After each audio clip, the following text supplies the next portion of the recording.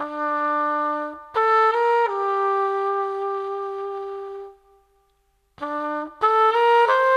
river is a powerful and far-falling river, constant in its course, and its bed of limestone and tough clay is in general a good bed for big dams.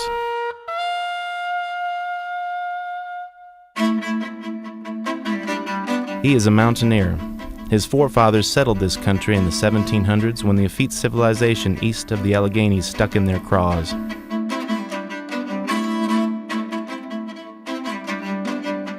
They kept much to themselves, and their great-grandsons do likewise, and live in much the same way. While slowly the sawmills, and the mines, and the railways, and the highways, and now TVA burn seclusion from about them.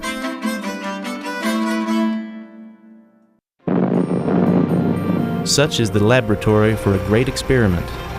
Such are the raw materials, good and ill, from which TVA prepares to fashion a civilization which, in a certain important way, is new and is significant to all the U.S.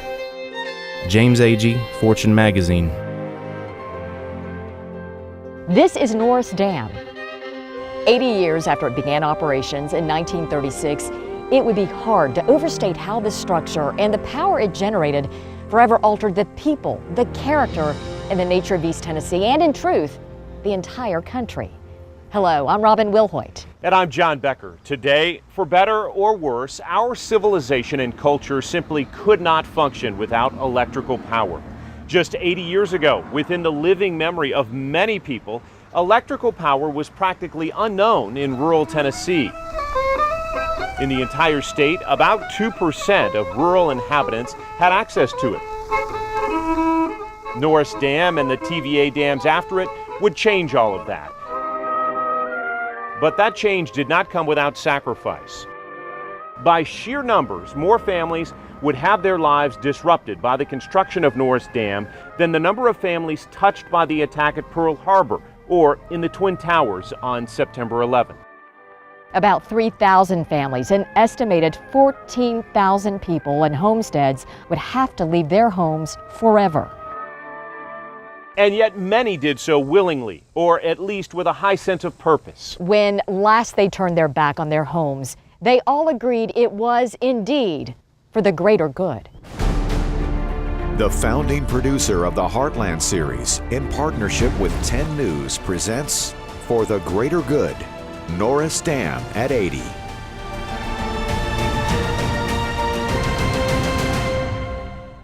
Norris Dam and the town of Norris, located about 20 miles north of Knoxville, were named for Senator George Norris. So, who was George Norris, and what did he do to get his name on a dam and a town? Norris was a liberal Republican from Nebraska, and he supported the ideals of President Franklin Roosevelt. He was decidedly anti-big business, which also dovetailed with much of Roosevelt's New Deal. The creation of TVA was a direct result of Senator Norris's legislative action to prevent Henry Ford from leasing an unfinished federal dam and 2 nitrate plants on the Tennessee River in Alabama. The federal government had started that project at Muscle Shoals to provide the country a reliable source of material used in making explosives. After World War I, the project languished, unfunded and uncompleted. Henry Ford promised, in his words, to build a second Detroit at Muscle Shoals if allowed to lease and operate both the dam and nitrate plants. Norris didn't trust Ford or any plan presented by the private sector. Still, he wanted the dam and the nitrate plants operational. The problem was there wasn't enough water in the Tennessee River year-round to make everything work. Norris believed that if the federal government controlled the entire Tennessee River, then the flow could be made consistent enough to operate the dam and the nitrate plants. Norris's determination, combined with Roosevelt's New Deal goals of government-operated social and jobs programs, helped to create the TVA Act that passed Congress. Jim Matheny begins our journey with a view of the people who would pay the dearest price for all of this to happen. Between the apex of the Appalachians and the crest of the Cumberlands, a hardy group of mountaineers settled in these smaller but rugged ridges and valleys. My people came into that area 1782. In that area, at least 98% of the people were farmers.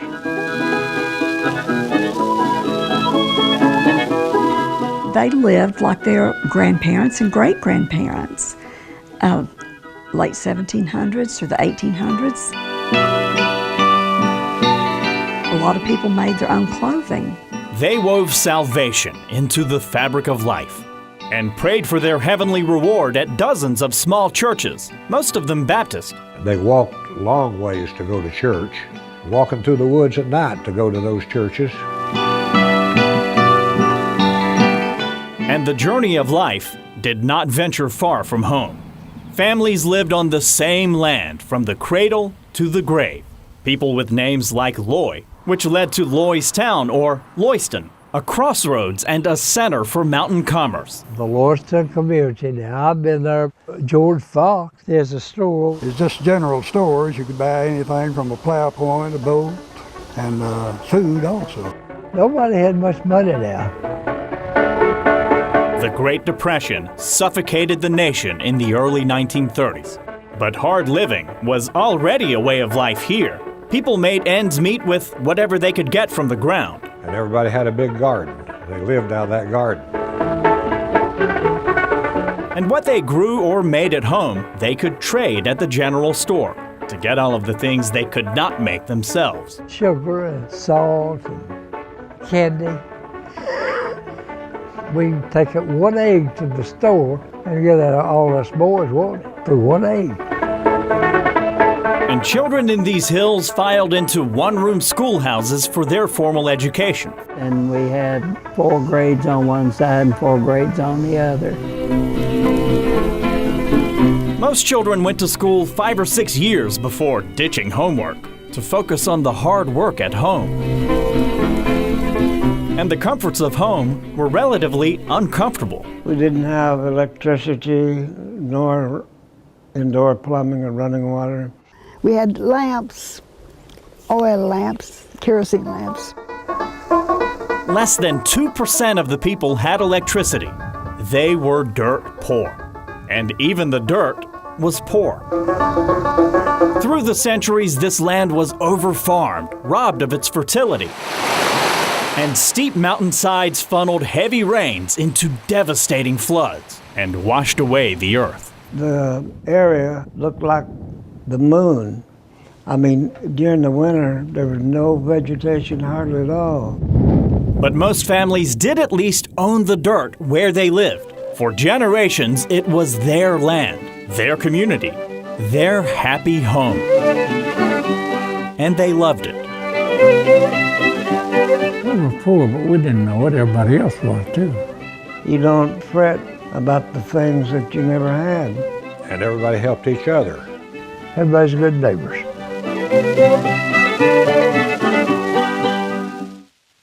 Life here was secluded. Only 23% of people even got a newspaper. They had no idea. Far away, men were planning a rising tide that would wash away their homes and their way of life forever. Michael Crow profiles the men placed in charge of that controversial project, the first men appointed to lead the brand new TVA. A.E. Morgan, David Lilienthal, and Harcourt Morgan. If anyone could tame a powerful river, these were considered the men to do it. So those 3 really determined the course that the agency would take. They were such big personalities and visionaries, really, that they certainly put TVA on a course that it is continued today. Their appointments were in line with the principles on which TVA was formed. Arthur E. Morgan was a civil engineer by training and had designed the Miami Conservancy Project, controlling the Miami River in Ohio. He was handpicked by President Roosevelt to be the first chairman of the TVA. David Lilienthal was considered by many to be a force of nature in himself. He was an attorney specializing in utility law. Some called him assertive, even arrogant. And finally, Harcourt Morgan had no relation to Chairman Morgan and was the president of the University of Tennessee, He was known for his work in advancing the field of agriculture. The discoveries he and the TVA would pioneer with fertilizer would provide huge benefit alone to local farmers.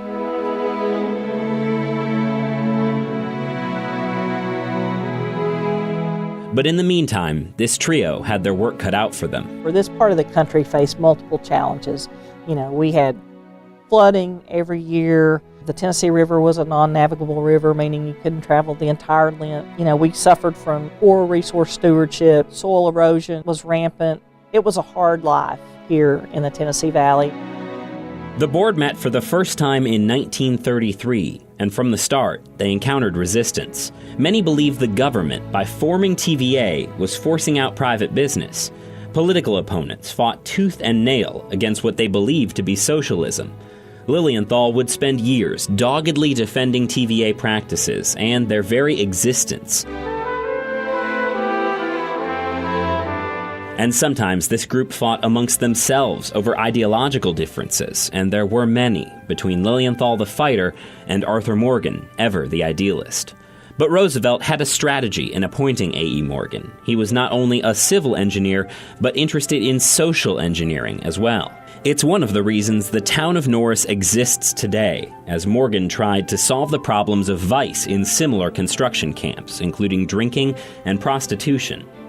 He was heavily influenced by utopian writings and wanted to change the lives of those living in the Tennessee Valley, not just with construction, but in one of the largest scale social experiments of the time.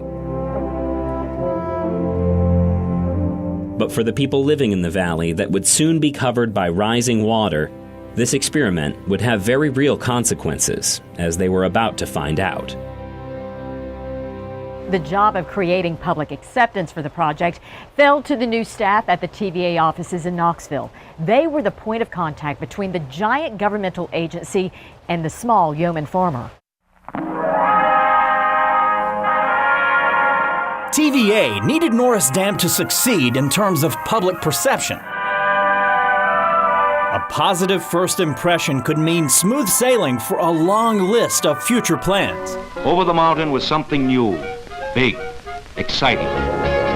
Supporters of a New Deal would use the Norris success story as a powerful public relations tool.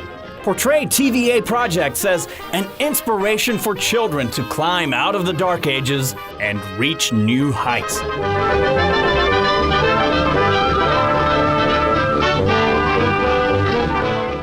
The government even paid for off-Broadway productions with show tunes that touted the dam as something to sing about. I'm working on a project they call a TVA. The government began it when I was but a child, but now they are in earnest and Tennessee's gone wild. But TVA faced an uphill public relations battle with the toughest audience of all. The people who lived on the land they planned to drown. TVA had its message of greater good. They needed the right messengers, people who could go into the woods and deal with mountaineers face to face. And one of the faces they hired was Marshall Wilson of Knoxville. He was genuine. He knew how to talk to people. And Wilson was homegrown. There was a definite prejudice against any foreigner who might come into the territory. I taught school in rural communities. I'm a native of East Tennessee. Wilson's audio memoirs, scrapbooks, and photographs give us the greatest glimpse of the adventure ahead for him and TVA. When they would ask people to sacrifice their family's land, find new homes, dig up their ancestors' graves, and bury their beloved communities at the bottom of a lake. And try to have everybody be nice about it. As for Wilson, he believed. I was so very much enthused with the idea of TVA developing this region. I had a very personal interest in it. TVA is trying to make a better life for people.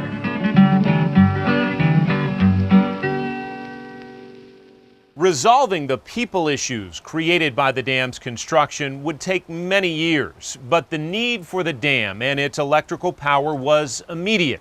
The ordeal of the mountaineers aside, the vast majority of people in East Tennessee wanted the dam and the promise of the cheap electricity it would bring with it.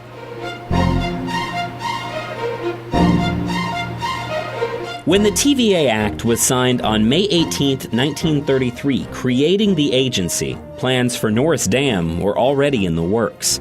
Originally called the Cove Creek Dam, the Federal Bureau of Reclamation had begun surveys at the site. So it started quite quickly. Folks looked at the design. Certainly architect Roland Vonk wanted something a little different. Roland Vonk was a Hungarian immigrant and a modernist. The Bureau of Reclamation plans were simple, utilitarian. This was not what TVA and Vonk had in mind for their flagship project. Because TVA was so progressive and we were changing the region, we wanted architecture that really reflected our message, what we were trying to do, how very unique and different we were. And from that came the subtle curves of Norris, a design that won awards. But to get to that point, an enormous staff of highly skilled draftsmen worked round the clock, simultaneously designing sections of the dam and cranking out blueprints. But the work of these minds was nothing without the hands that would be building the monolith, and there would be many. October 1st, 1933, they broke ground. TVA at the time was receiving more than 1,000 job applications every day. And Dad started to work on Norris Dam in 1934. From men like Carl Steiner's father. And a lot of these men went there to get a job because there was nothing left for them to do. And there was no shortage of work to be done at the dam. Well, it was a beehive of activity. Imagine, at our peak, we had about 2,750 employees. There were welders, machinists, every sort of tradesman you can imagine, drawing a sharp contrast between the white-collar designers and the people who would actually build the dam. But many of those men had a complicated relationship with the hulk they were about to construct. Some of them were also in the process of being relocated from their land their families had inhabited for generations. But work like this was too good to pass up. For a good portion of them, subsistence farming was all they'd ever known. This was the first paycheck they'd received in their entire lives. While many living in the path of Norris might feel conflict, down in Knoxville, excitement was growing. The cheap electricity produced by Norris was the source of much enthusiasm, and the idea of the monolith of concrete rising from the ground was captivating. Not only the spectacle of it, but the change it would bring. It's the first tangible symbol of what TVA was going to do for this region. Norris is a microcosm, really, of all that was yet to come. Coming up, we will take a look deep inside the dam, but there was still a lot of work that had to be done before it would ever start producing electricity. And upstream, TVA was just as busy moving the families living there before their homes were covered by water. Coming up, you'll go with our cameras into the depths of the dam to see sights rarely, if ever, seen, except by the people who built it.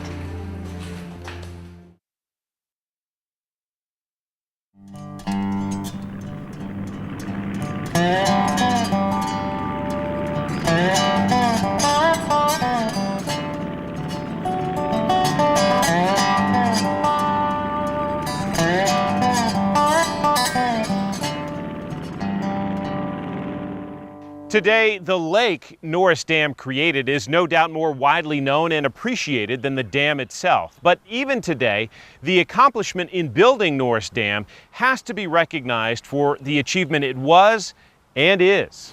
Michael Crow continues the story. The story of Norris Dam is one of stone and the process of coaxing the dam from the earth around it.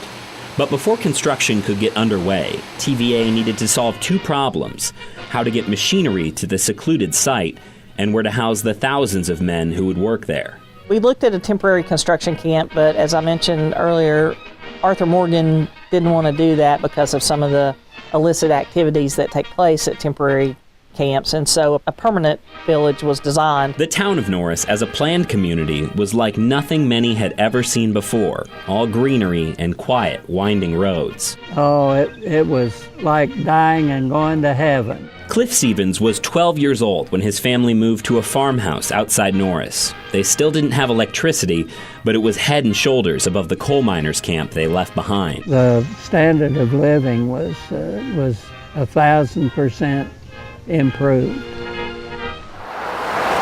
But TVA also needed a way to bring men and materials in, so they constructed Norris Freeway. In just a few short years, those winding miles would bring cars full of tourists to see the dam. But now, it was all business. The dam would tower over the river, 300 feet across and 200 feet thick at the base. It would require more than 1 million cubic yards of concrete. Cliff's father labored alongside thousands of others, clearing the way for the foundation of the dam. It was backbreaking labor, but good money. But there, as they hit bedrock, they also encountered a problem. Norris is what's known as a gravity dam. That means the weight of the structure, in this case 2 million tons of concrete, is what holds the lake back. But the challenge there is keeping that water from eroding the sides and bottom over time and leaking around. At Norris, deep cracks in the rock threatened the stability of the structure, and caves riddled the bluff adjoining the west side of the dam. So they drilled hundreds of shafts into the rock and pumped in a milkshake-like mixture of concrete called grout, which also stabilized those bluffs. Eric Badisco-Mossink oversees Norris Dam. Walking through the facility, he is still amazed at what was accomplished with often little more than bare hands. So if you look at the concrete, you can see that actually shows the wood grain of the wood forms, and then also each individual nail that was sunken into the wood. In the 80 years since it was built, some things have changed deep inside Norris. The generators originally produced 50 megawatts each. They've since been upgraded.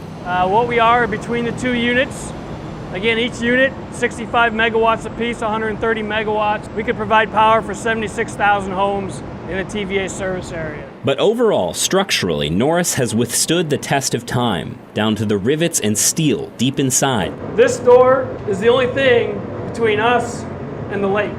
So that's pretty daunting. Descending into the dam, you encounter the mechanical guts, access tunnels that stretch on, and the pistons that move the sluice gates. Those are still original. So there is still a lot of original equipment. When they built this place, they really built it to last. You also find the impossibly steep staircases inside, rising hundreds of feet and slick with water. The pumps punctuating that stairwell are uplift drains, relieving water pressure on the base of the dam. I also like to call them speed bumps. In case you start falling, you can always grab one. The running water is a sign of Norris's health, and also a reminder that the dam is alive in its own way, functioning like a man-made cave that breathes and exchanges moisture. Much like the caves in the bluffs that were here long before the dam. Some were not sealed during construction and can still be accessed. These are original, where they probably reinforced the cave as they were opening it up. But as we emerge from the dam coming out on the roadway, you'll find a constant reminder of the dam's history. The towering quarry just past the marina, which was used to make concrete. That rock we're standing on it. You know, that rock was used to help build this dam. TVA might say the quarry is an indicator of what made their work different, using the materials and resources already in East Tennessee to change the landscape forever. And so that's, I think, one of the unique attributes of this dam, is that it was built so well. And they put so much effort and energy and thought into the construction of the dam. Back in the 1930s, construction went around the clock, with crews harvesting rock from the quarry and bringing it up to the West Bluff. There, it was mixed into concrete and rowed down to the site on buckets suspended on wires. During a presidential visit, Eleanor Roosevelt took a daredevil's ride on one of those. And in just a few short years, she and FDR would hit the button that would lower the gates and bring the dam up and running, a day that many were anticipating. As construction on the dam kept up its relentless pace, time was running out for the mountain people who lived along the Clinch and Powell rivers. The TVA staff just had to convince them of it. Jim Matheny relates the stories of first contact. I was 5 years old. TVA came around and started talking about purchasing the land for this great dam that was going to be built. How do you go into these isolated hills and tell a family of rugged mountaineers they'll have to pack up and leave.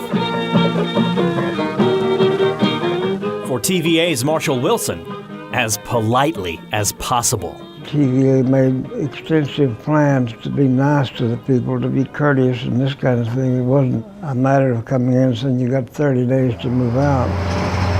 Wilson and his co-workers had a couple of years to meet and relocate more than 13,000 people before a lake would erase this landscape.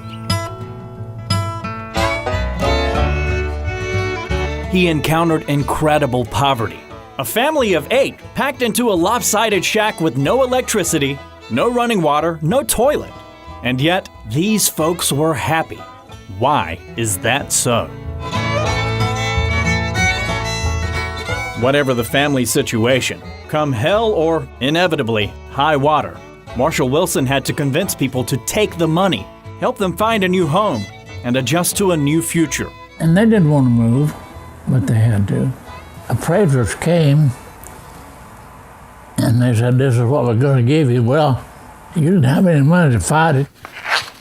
See, here's the pictures of his house. They went around assessing people's property and how much they were going to give them for each thing. U.S. Army 4-star General Carl Steiner of La Follette came from a colorful family that ran a country store in the flood zone. He went by the General Sherman Steiner, but he was not really a general. He just gave himself that name. Here is a picture of the old store, looking at these horse collars that's here. When General Sherman Steiner moved, he rolled his general store out with him on logs. Had to move it a mile away to keep it away from the water. And he kept the store open the whole time. But they never stopped selling out of it while it was moving. It was the only store over there that sold everything. Wilson helped other families whose main concern was a suitable spot for their chosen profession. We had a great many people who were in the moonshining and bootlegging business.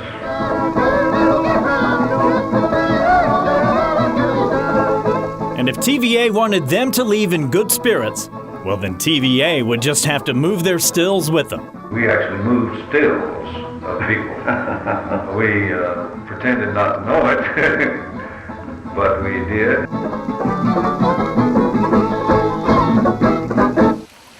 They moved out moonshine stills, they moved out entire buildings. They even moved this. This old mill belonged to the Rice family, and they gave it to Marshall Wilson with the hope that he would be able to find somewhere to move it out of the flood zone and preserve a piece of history that goes all the way back to 1798. And that's exactly what he did with help from the CCC and the National Park Service. But these entertaining aspects aside, for the most part, Marshall Wilson's job was extremely difficult. He was the bearer of bad news, and the people he dealt with were heartbroken.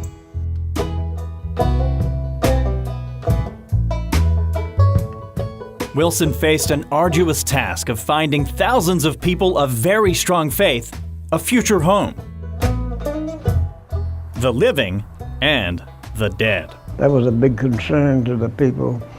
The graves of their ancestors would be forever covered with water.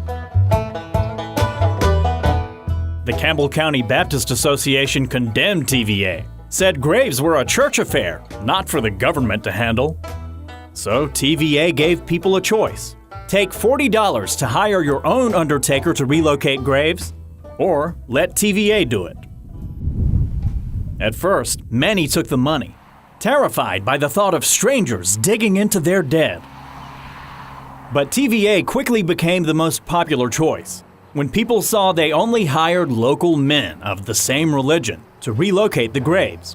These men were trained and taught to always be respectful, that although the government is moving these bodies, it is a sacred thing to the people. And when families said goodbye to ancestors again, they could also choose to say hello. And if you wanted to, they would take the lid off the casket and let you see. Wilson said the remains they dug up could range from just a few bones and a belt buckle, all the way up to what Carlock Stooksbury's family experienced. When they viewed his grandfather's remains, they were shocked he had not decomposed. His beard was still white and he looked just like he did that I remember when he was living, you know. TVA relocated graves wherever families wanted, as long as it was within a 50-mile radius. Yeah, I've seen him dig the grave. It started, I guess, in 1934. A piece of Bernie Hutchison's family farm became the New Loyston Cemetery. It's one of several sites where TVA relocated more than 5,000 graves. I remember when the first one was put in there. Remember the name of Ben Blackman. While some graves have headstones, many do not. This patch of New Loyston Cemetery may look vacant, but the field is actually full of unmarked graves. So is Big Barren Cemetery near Maynardville. Solemn places where grieving mothers relived the burden of burying infant children. I think TVA, it could have been much worse if their attitude had been different. The understanding and compassion of Wilson made a big difference for the families enduring this personal pain. All for a promise of progress that would eventually cover the landscape with new and powerful crosses that loom near their loved ones.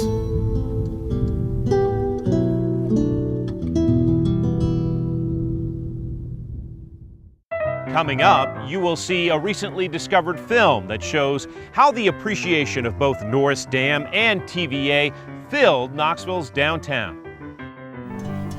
And mountain families prepare to leave their homes for the last time. What some of them manage to take with them is completely unexpected.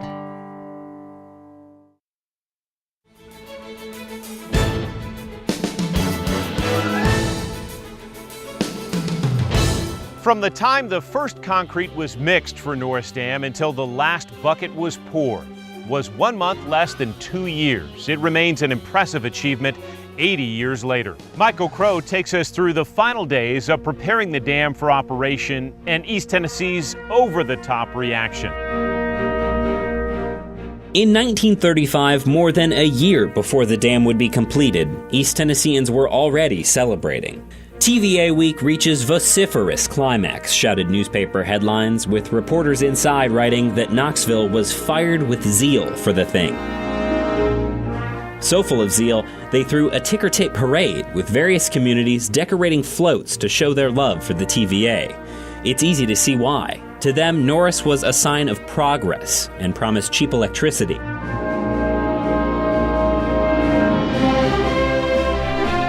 The Norris we know today came into being on March 4th, 1936, when the Roosevelts hit the button from Washington. The reservoir had to fill, and then on July the 28th, 1936, we had the initial operations. And with that, the turbines began to spin, sending power coursing down the lines. But several lawsuits from private companies kept that electricity out of Knoxville until 1939. For those in rural areas, it would be much longer. No, we didn't get electricity until about 1952. But the result was worth the wait. I just remember, you know, we used to have to study our lessons and do our homework at night under kerosene. We call them coal oil lamps. When they finally got the line in, and I came in that night, and boy, there was just one light bulb hanging down on a socket, and it was the brightest thing that I'd seen in a long time. Life changed quickly with easy access to power. I would probably have not had or foreseen the opportunities that was going to be available for the future as a result of having that dam. Taking families from a time when many struggled just to survive to a place where they could thrive. Well, I never heard the word electricity, I don't believe, till TVA started it. Among folks living in the mountains, it inspired such a sense of wonder. And I remember turning that light off and on. It was a mystery to me how that light would come on, turn the switch and turn it off, watching it come on and off. But they got on to me about turning it off and on, I'd wire the switch out. But for many, the price of the power might be low, but the cost to other parts of their lives was very high. As the lake behind Norris Dam was filling in the spring and summer of 1936, the families forced to leave their homes made their final plans. Most had found an agreeable place to relocate and start anew. The majority of them were resigned to the move. A few were not. Still, it was an unprecedented undertaking. In a matter of days, entire communities would be underwater and essentially gone forever. Jim Matheny describes the final days. The completion of Norris Dam brought a dark day for the people here with the deepest roots. You know, after being in the place, a couple hundred years, that was a tremendous upheaval. Even when staring at 265 feet of concrete evidence, some still doubted they'd really have to leave. One old timer here got talking about the dam being so high. He said, well, they'll never fill it up. They couldn't conceive. But for anyone who did not believe, a baptism was coming. When the people realized that the lake was coming up, it broke up a lot of families. Some salvaged raw materials from their old homes to help build the new ones. TVA tore down whatever was left behind and cleared and burned timber from the future lake bed. And even with scorched earth and water rising, Marshall Wilson was still trying to persuade the final holdouts to leave, and found the most effective appeal was loyalty to neighbors who now supported the project. She said, I don't want anything except to stay right here. If it will make other people happy, if it's better for the others, I'm willing to go. Out of around 3,000 families, only 5 had to be evicted by force. We did not have time to work further with these people. The waters of the lake were rising. These people had to go. And unlike all of the planning and thought that went into the long-term future of the town of Norris, once a mountaineer was moved, as far as TVA was concerned, it was through with them. The people had to adjust to their new surroundings on their own. Some families were filled with so much rancor over this relocation. They truly chiseled their resentment in stone and took it to the grave, blasting TVA for confiscating the land left to an ancestor's grandchildren. Gone with the wind. There was bitterness. But many families found solace in something bigger than themselves. Dad said, well, if there's one thing about it, they would have electricity, and they all agreed that it was going to help more people than it would hurt. The displaced could buy new property, build new homes, and enjoy new comforts. What they lost forever was their community.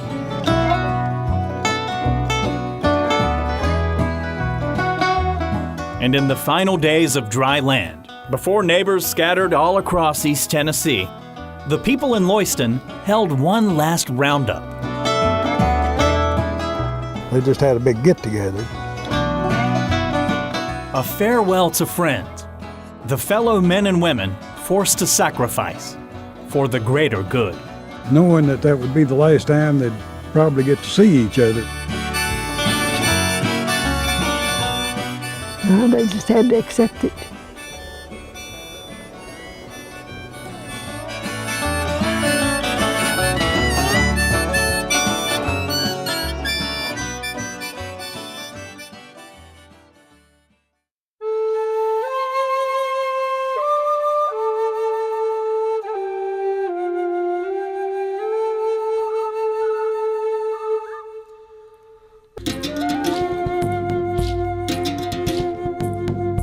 The first chairman of the TVA board, A.E. Morgan, had a dream that the Norris project, both the dam and the town, would long stand as a monument to planning and communal living. Naturally, 80 years has changed a lot around here, but the one thing it hasn't changed is that East Tennesseans end up doing it their way.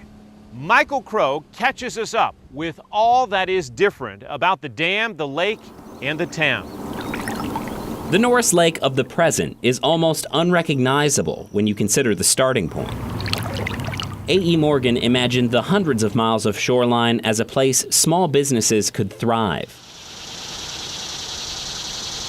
But today, most people use the lake not for work, but for play. Fishermen float down the frigid tailwaters while speedboats churn the waves above. The town of Norris also did not turn out as planned. With the dam long completed, TVA sold the town in 1948 to a Philadelphia investment firm. Since then, a different kind of home is cropping up on Norris, high-end condos in gated communities. The people enjoying this real estate are a far cry from those that first settled it decades ago. But this pristine open water is likely closer to A.E. Morgan's vision of a utopia hidden in the hills of East Tennessee. And that beauty has its own draw. I'd say it's very important. Norris is what brought Matt Crumley's father home to Tennessee after World War II. When they discharged him from Michigan, well, he drove with the family all night, and when he got to Shanghai Dock, he put my mother and the two kids in a cabin, and he went fishing without even getting any rest. So that shows how determined that he was to get to Norris Lake. There, his love for the lake grew into one of the only lasting businesses, the custom boat maker Norris Craft. They pioneered stronger fiberglass bass boats, a huge step over leaky wooden craft, all bred from a passion for this place. That's an adrenaline rush. For decades, Norris has been the proving ground for their boats. The company would not exist without it. I don't think it would, no. I don't think it would. But those rising waters also wiped away many native creatures. Just as families' homes were covered, so were many natural habitats. There were sacrifices made, yeah. The people made sacrifices that used to live here. And the fish and mussels that lived in the river made sacrifices. Now, TVA biologists manage what lives in Norris closely, in a balancing act between generating power and the health of the lake. But that's what the story of Norris has always been, compromise for the sake of something larger. Everybody wanted a better life, and a better life for their kids and future generations. These people were sacrificing really for folks like me and you. In a way, it's ironic that Norris, the product of years of vision and hard work, is now a much-needed escape where people go to avoid the hectic pace of modern life. All this push-button stuff, well, it becomes a part of you. You can't cook a meal without it. You can't take a bath without it. You can't get a drink of water without it. There you are. You're hooked. Curtis Steiner, farmer. Curtis Steiner's words about getting too dependent on electricity ring true today, except now it's smartphones and high-speed internet. Steiner's opinion is from the book TVA and the Dispossessed, published in the 1980s. 2016 marks the 80th year since the waters began to rise. Jim Matheny travels the edges of the Norris Basin in search of any remnants of the old mountaineer society. Well, it's very peaceful. Around 6 miles from Norris Dam, Beverly Leitner built her home on the same land where her parents and grandparents relocated from Lewiston. My daddy was Carlock Stooksbury, and he passed away about 4 years ago. This was Lewiston, and that's my daddy's family moving away. They're moving here. Memories of her father and his parents hold sway throughout the house. It was my granddaddy Stooksbury's, and he rocked my daddy in it. And when Beverly was growing up, her father and aunts reveled in the chance to reminisce about their dearly departed community. All the time. And they were always homesick. You know, they just never got over it. People displaced by Norris Dam endured a traumatic adjustment, thrust from olden times into the 20th century. It was such a painful thing to so many of them. But there was no adjustment for Beverly or other descendants.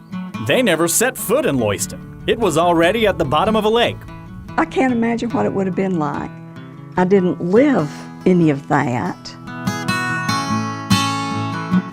The difference in the lifestyle is tremendous.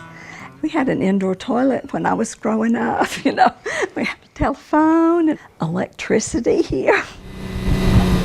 You know, grew up thoroughly enjoying the dam and playing in the water, boating, swimming. I have one sister that lives on the lake. every once in a while she gets in the boat and she said, well, let's go drive over Daddy's house, where he grew up.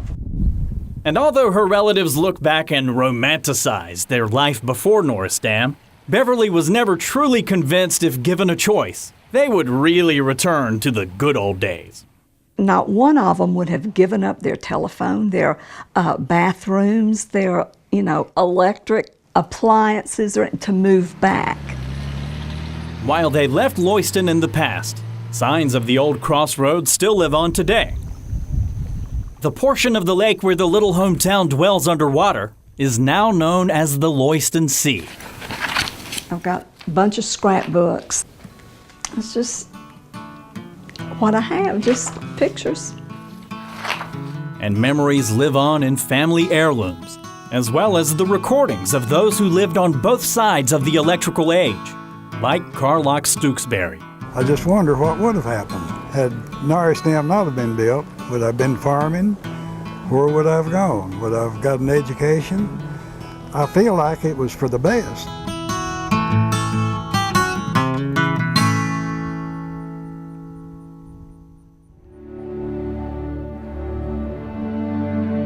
To some parts of the country, it might seem a bit odd to commemorate the anniversary of a dam. After all, 2 million tons of concrete can only have a certain amount of aesthetic appeal. But Norris Dam is different. As practical and functional as it is, knowing the work and the workers that made it possible gives it deeper meaning.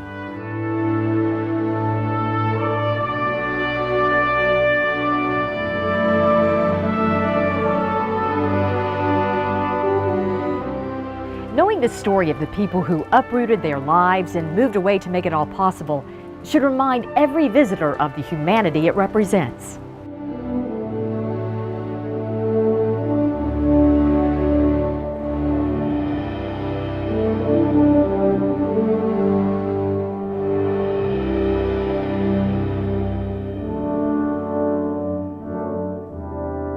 I'm John Becker. And I'm Robin Wilhoit. Thanks for watching.